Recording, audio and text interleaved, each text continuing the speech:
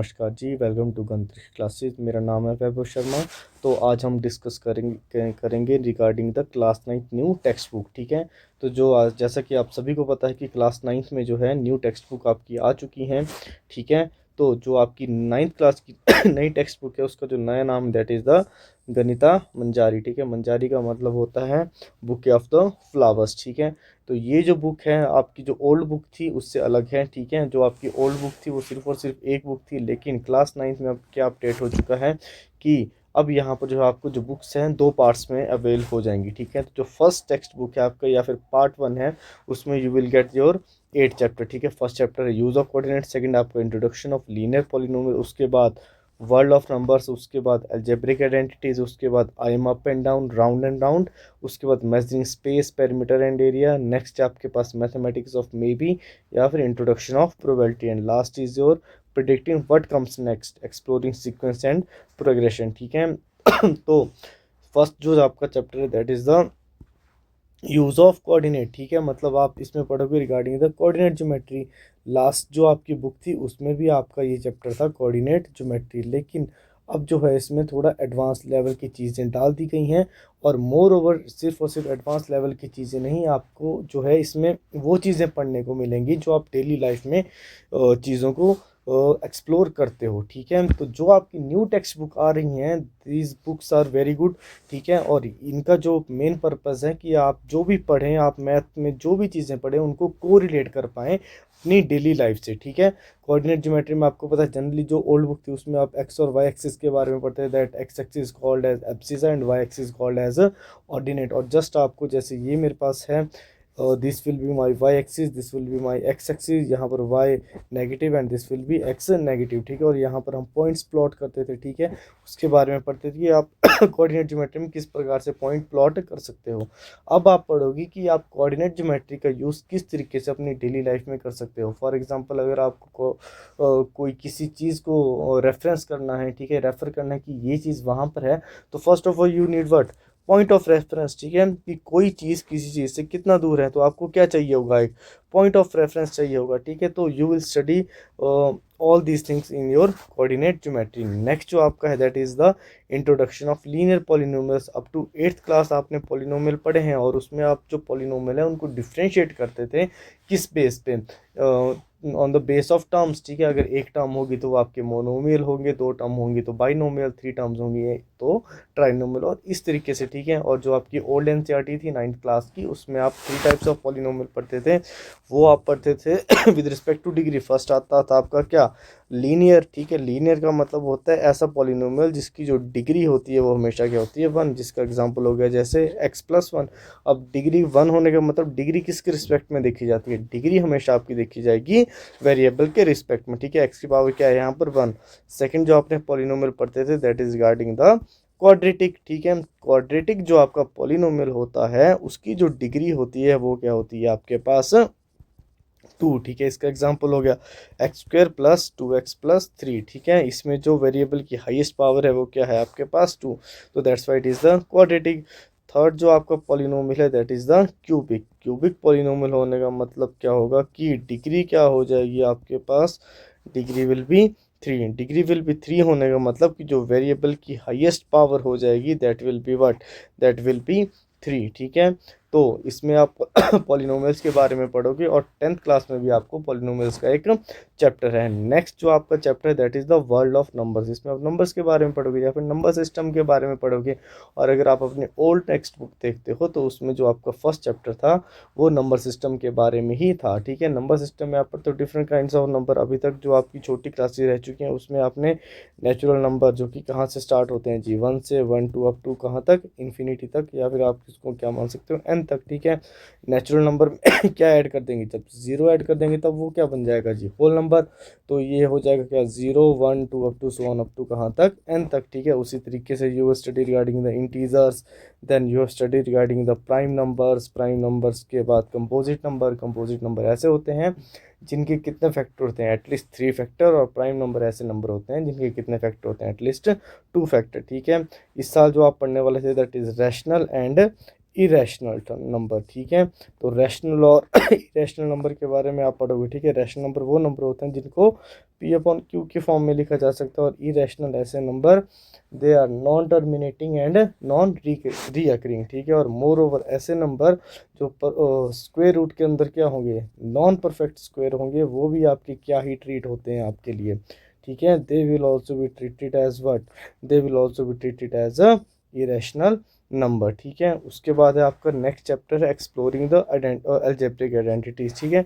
Generally जो आपकी old text book थी उसमें जो पॉलिनोमियल का चैप्टर था उसी में आपका ये अलजेब्रिक आइडेंटिटीज हमारे को दे दी जाती थी, ठीक है। अलजेब्रिक आइडेंटिटीज अभी जो छोटी क्लासेस आपकी रह चुकी होंगी उसमें आपने जो अलजेब्रिक आइडेंटिटीज पढ़ी होंगी वो पढ़ी होंगी, but it will like A plus B का होल स्क्वायर, जो कि क्या होता है A square plus 2ab plus B square. उसके बाद जैसे कि ए माइनस बी का होल स्क्वायर, वो क्या होता है जी आपके पास A square minus 2ab plus B square. और इस क्लास में आप जनरली पढ़ोगे that is A plus B का whole cube, that is equal to what A cube plus 3a square b plus 3ab square plus b cube, and that is a minus B का whole cube आपके पास होता है that is a cube minus 3a square b plus 3ab square minus b cube, ठीक है। जो minus वाला होता है उसमें अगर आप ऑब्जर्व करो जो साइन है वो अल्टरनेट चलते हैं, देखो यहाँ पर अगर कोई साइन नहीं है तो मतलब क्या का हुआ होगा, प्लस का, ठीक है। तो मतलब फर्स्ट जो साइन आया प्लस का, सेकंड क्या आया माइनस का, देन अगेन प्लस का। सिमिलरली यहाँ पर प्लस का आया होगा, उसके बाद माइनस का, फिर प्लस का, and last will be minus, ठीक है। तो ये आपके पास आइडेंटिटी है, जैसे ए प्लस बी प्लस सी का होल स्क्वायर भी आपके पास है ना। तो ये सब आइडेंटिटीज के बारे में आप यहाँ पर पढ़ोगे। नेक्स्ट जो इंटरेस्टिंग, देखो क्या नाम, बहुत ही बढ़िया नाम इस चैप्टर का दिया है, that is I am up and down and round, ठीक है। इस चैप्टर में आप जनरली राउंड एंड राउंड क्या होता है आपके पास, कैसी फिगर होती है, it will be your circle, ठीक है। तो इसमें आप सर्कल के बारे में पढ़ोगे, थ्योरम्स ऑफ सर्कल के बारे में पढ़ोगे, ठीक है। तो this will chapter will be related to what, this chapter is related to your circle. Next आपका मेजरिंग द स्पेस, ठीक है। मेजरिंग द स्पेस मतलब इसमें आप क्या पढ़ोगे, पेरीमीटर और एरिया को मेजर करना, ठीक है। अब आपको पता है what is the area of rectangle, that is a length into breadth, what is the area of perimeter of the rectangle, that is 2 into l plus p, ठीक है। तो इस चैप्टर में आप एरिया और पेरीमीटर के बारे में पढ़ोगे, और सिर्फ पढ़ोगे नहीं, you will solve the question जो आप अपने डेली लाइफ में चीज़ों को देखते हैं, ठीक है। उससे नेक्स्ट चैप्टर जो आपका आ गया है that is a very interesting chapter, that is a mathematics of may be, ठीक है। तो that is the introduction of probability. Probability मतलब किसी भी चीज़ की होने की कितनी संभावना होती है, ठीक है। तो प्रोबेबिलिटी आपके पास इंक्लूड हो चुका है। जब आपका सिलेबस रैशनलाइज नहीं हुआ था तब भी आपके पास प्रोबेबिलिटी का चैप्टर था, लेकिन अब इसको अगेन इंट्रोड्यूस कर दिए गए हैं न्यू टेक्स्ट बुक में। उसके बाद जो ये 8th चैप्टर है ये आपके लिए नया होगा, that is predicting what comes the next, है ना, एक्सप्लोरिंग सीक्वेंस एंड प्रोग्रेशन, ठीक है।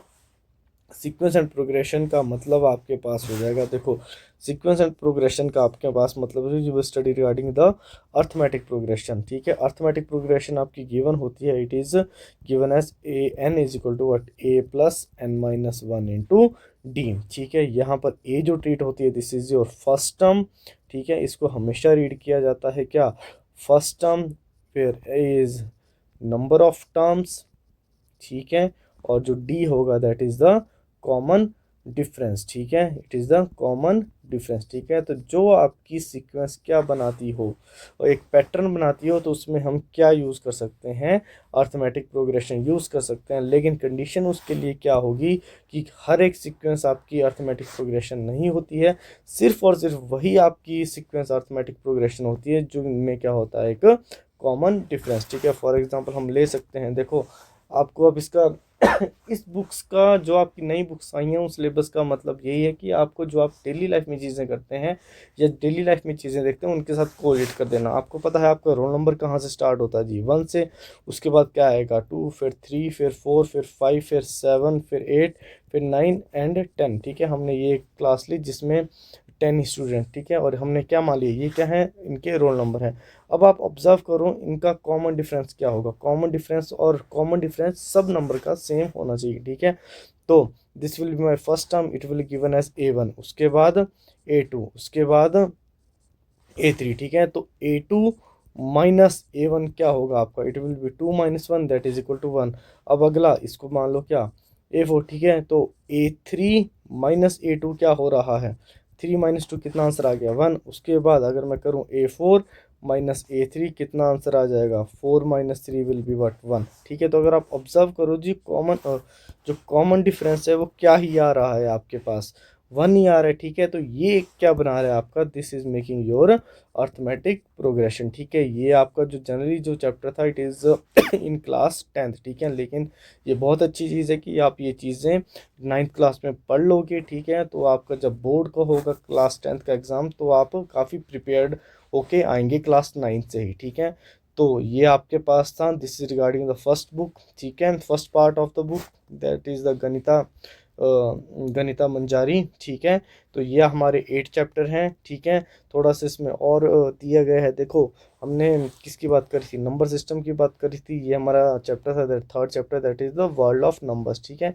इसमें आप पढ़ेंगे दैट इज़ √2 को आप नंबर लाइन पे कैसे रिप्रेजेंट कर सकते हैं ना, ये सब भी हम सीखेंगे कि how we can represent √2 on number line, है ना। √3 को, √5 को, how we can put all this number on number line, ठीक है। उसके बाद जैसे ये एक बहुत प्यारा नंबर है दैट इज़ 1/7, ठीक है। 1/7 की जो वैल्यू होती है दैट इज़ 0.142857, आप इसको ऑब्जर्व करो, देखो ये खुद को ही क्या कर रहा है, रिपीट कर रहा है, ठीक है। देखो 142857 है ना, ठीक है। ये खुद को ही क्या कर रहा है जी, रिपीट कर रहा है, ठीक है। अगेन क्या आ गया आपके पास, 142857, ठीक है। तो ये एक साइक्लिक नंबर बन जाता है आपके पास, कैसा नंबर बन जाता है, साइक्लिक नंबर बन जाता है। फिर आप इसमें एक और पैटर्न देखो, जब आप 14287 को किससे मल्टीप्लाई कर रहे हो, 1 से मल्टीप्लाई करोगे, तो ऑब्वियस बात है किसी भी नंबर को 1 से मल्टीप्लाई करेंगे तो क्या मिलेगा वही नंबर मिलेगा, ठीक है।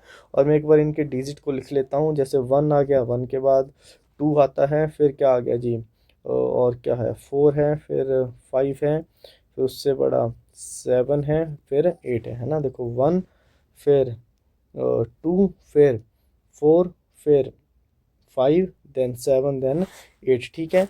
अब मैंने जब 142,857 को 2 से मल्टीप्लाई करा तो मेरे पास बना 285714 पे। लेकिन आप ऑब्जर्व करो कि ये जो नंबर है ये इन्हीं नंबरों से मिलके इन्हीं नंबरों को रीअरेंज करके बना है ना। देखो यहाँ पर क्या आया 2, ठीक है, यहाँ पर भी 2 है, यहाँ पर क्या आ गया 8, यहाँ पर 8 है, ठीक है, 5 है ना, फिर 7, यहाँ पर भी 7 है, 1 1, और लास्ट जो नंबर बचा दैट इज़ 4। अगेन जब मैंने 3 से मल्टीप्लाई करा, देखो क्या बना 428571, ठीक है। तो क्या यहाँ पर 4, उसके बाद क्या 2, उसके बाद क्या 8, फिर देन 5, देन 7, देन 1, ठीक है।